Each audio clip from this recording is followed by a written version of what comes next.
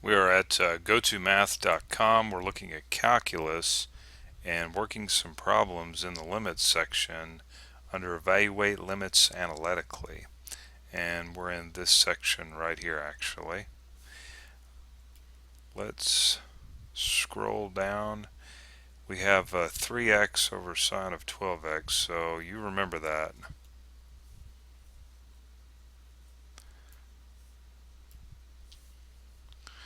We have the limit as x approaches 0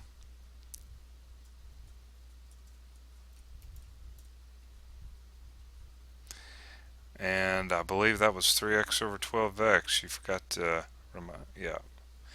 Okay, so we have 3x over 12x. Now, here's something I don't think I've mentioned in some of these other problems, but if you do the direct substitution and you plug 0 in for x, what do we get? We get 0 over 0, and that's not good. So we're going to figure out how to solve that limit. Now, we're going to go back to something that I keep repeating in a lot of these problems, and that is that this was given as basically a definition stated, and we're going to use that. Okay, we're going to use this fact right here. Now, what I'm going to do here is I'm going to take this 3 and just bring it out front. So we're going to rewrite this thing several times. The limit,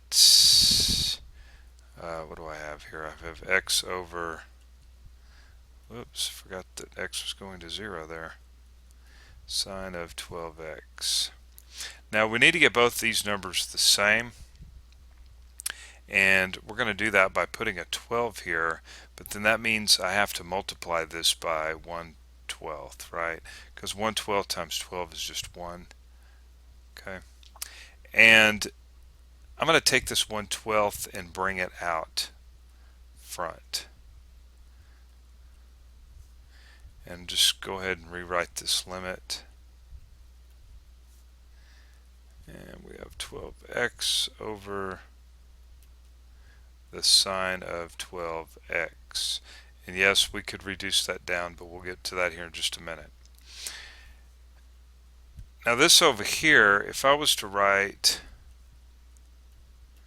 the limit as x approaches 0 of sine of 12x over 12x, right, this is still equal to 1, okay? Because both these numbers are still going to be the same, no matter what you plug in for x right here, as long as they're the same number. So now that we know that, I'm going to take this and multiply it by the limit as x approaches 0 of sine 12x over 12x. Now remember, this whole thing right here is just equal to 1, so 1 times this is still going to be this, so it's a little trick we do.